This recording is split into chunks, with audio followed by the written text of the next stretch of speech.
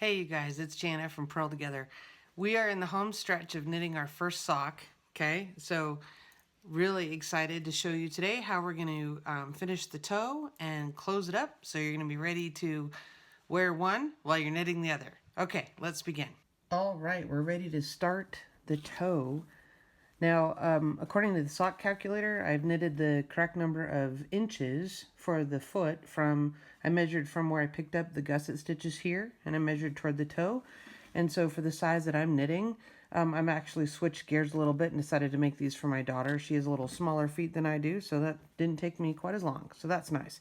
I'm starting at the beginning of my round.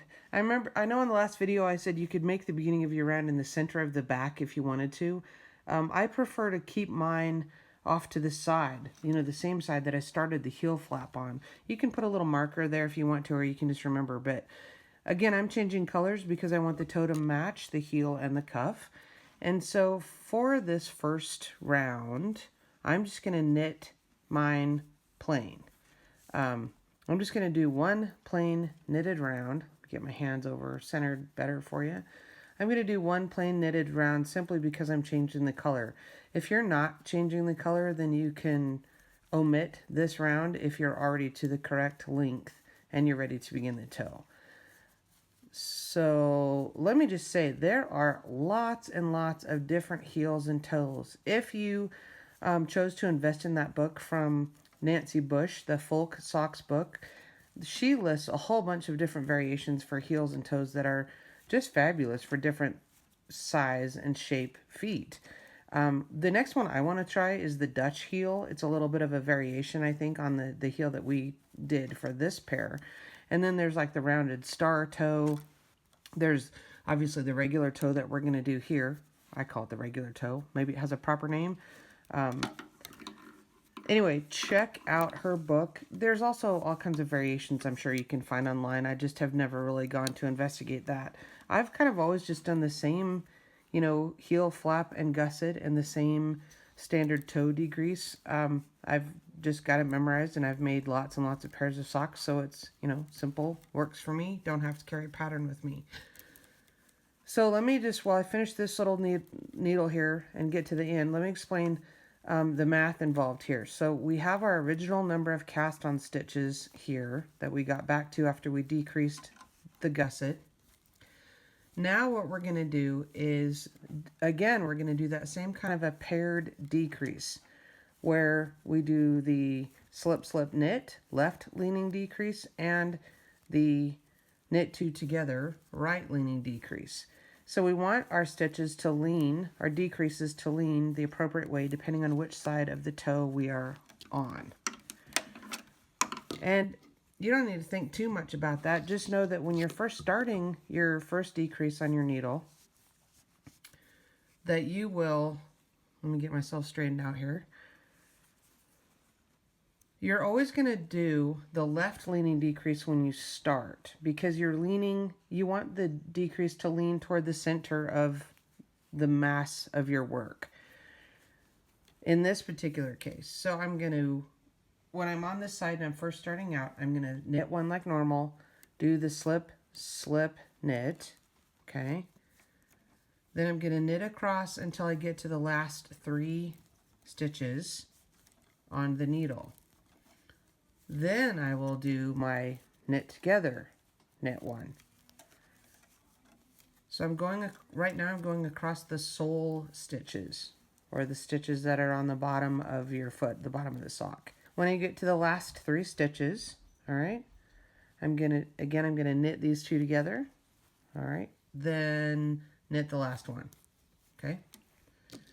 Pull your needle through and switch, and now I'm on the top of the foot, or the instep stitches. So we're at the beginning of the needle, we're going to do the left leaning decrease. So we knit one, slip, slip, knit, okay, knit across.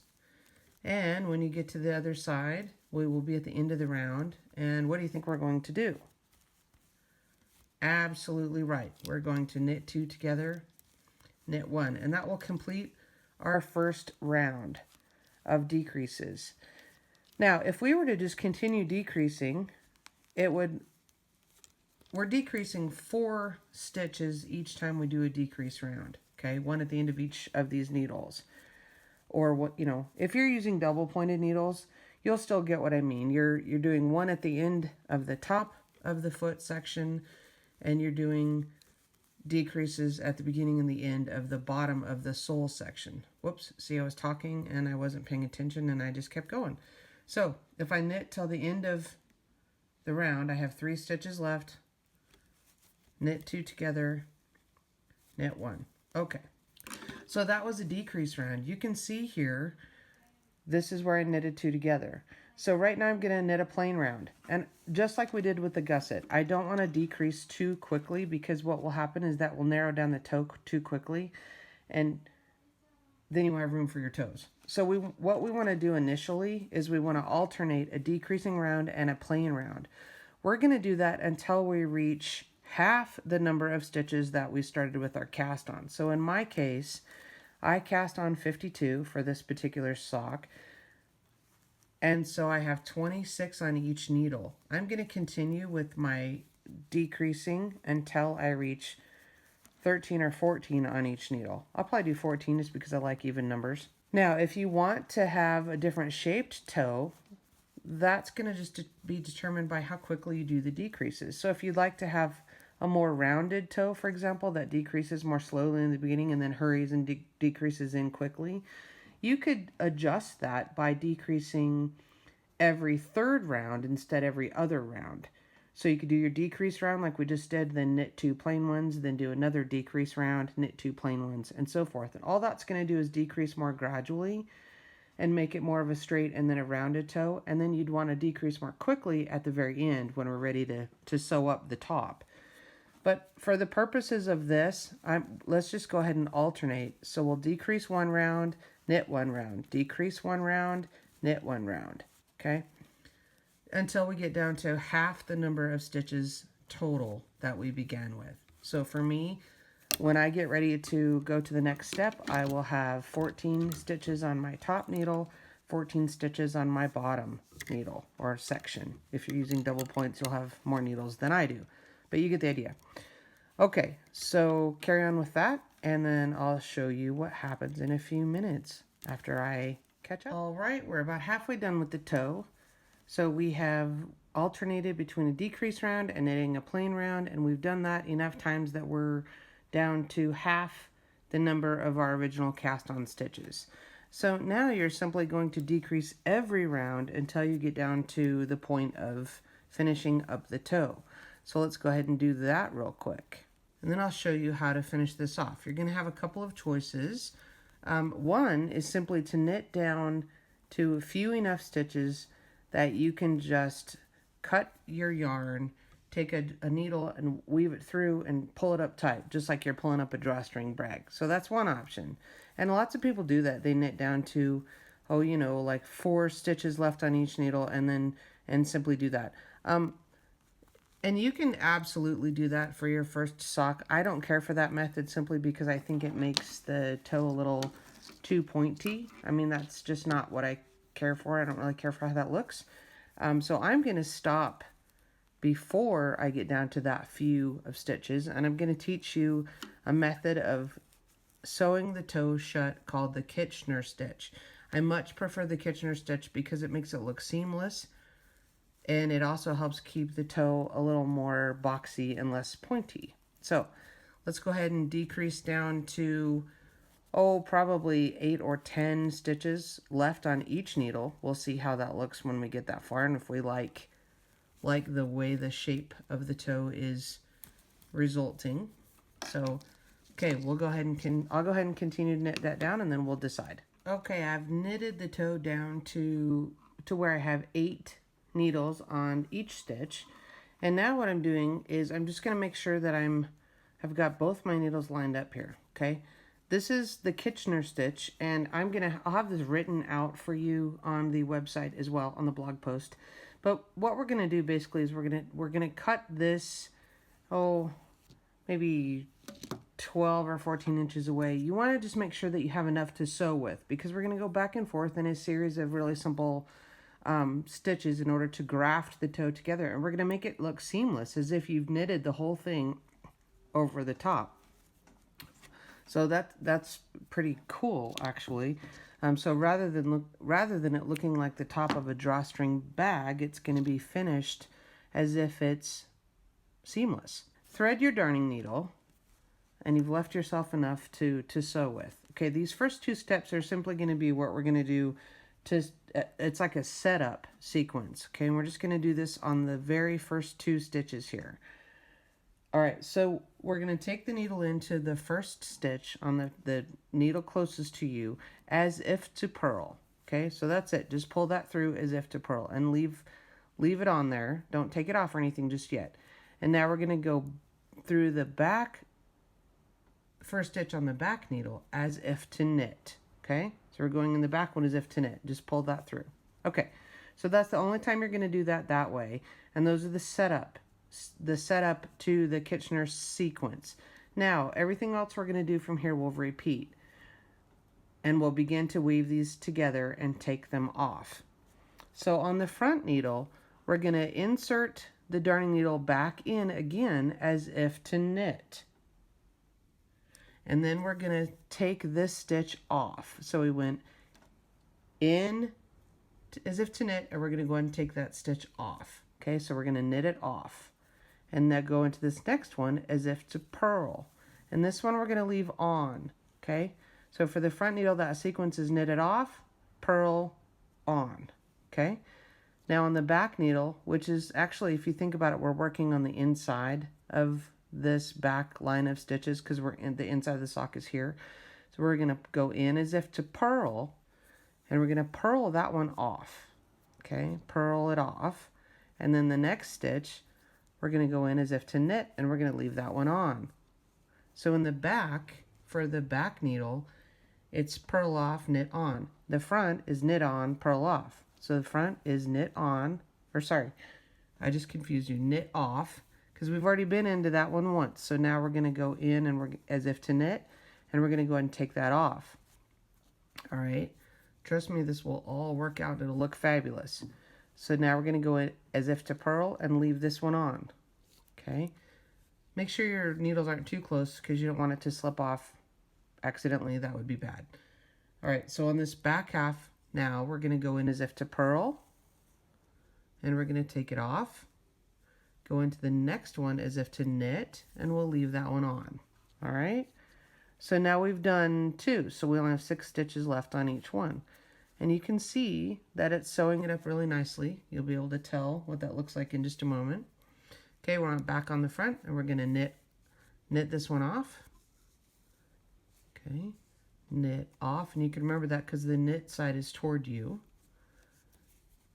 And then we're going to go in as if to purl, and we're going to leave that one on. Okay, here the back inside or the purl side is toward us, so we're going to purl this one off. Okay, purl that off and knit this one on. Leave that on. Okay. All right, we're just going to go through and do the rest of them, and then you'll get to see what it looks like. It's going to be fabulous. So again, knit off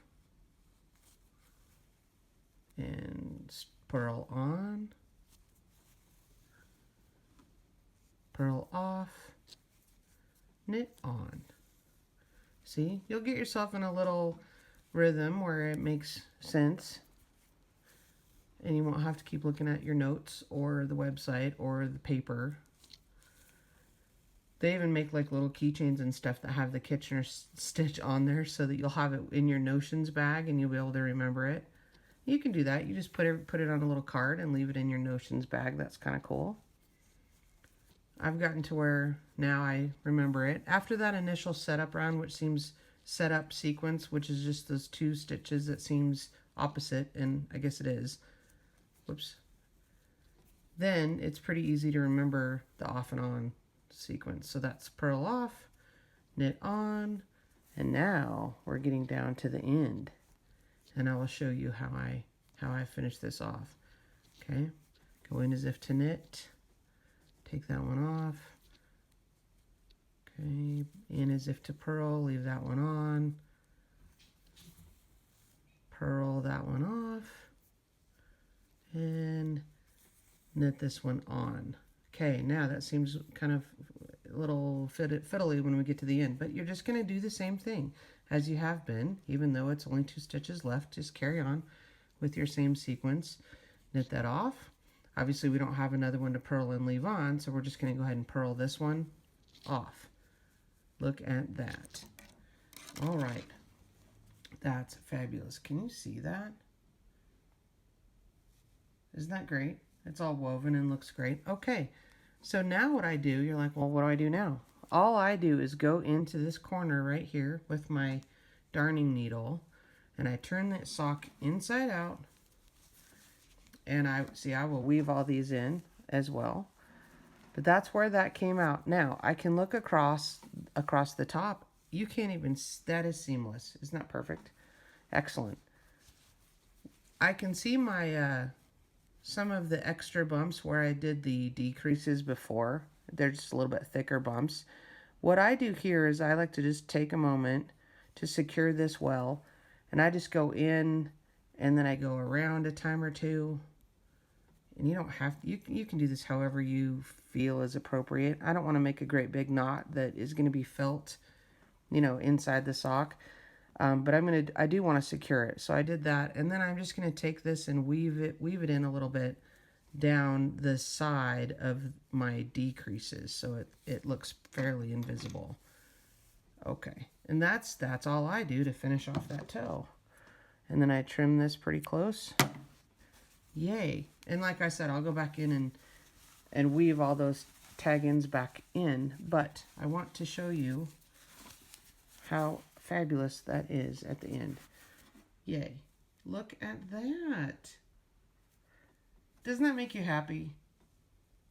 So it looks as if it's just knitted. It doesn't look like it's a seam at all. It looks lovely. Okay, sock 1 is done. Well, except for the weaving in of those parts. But, I mean, that'll just take a few minutes. But isn't that nice? Doesn't that look fabulous? I'm super happy with that. My daughter's really happy with that since she has commandeered this pair. So, now to knit the second one. Okay, I'm super proud of you guys for hanging in there with me.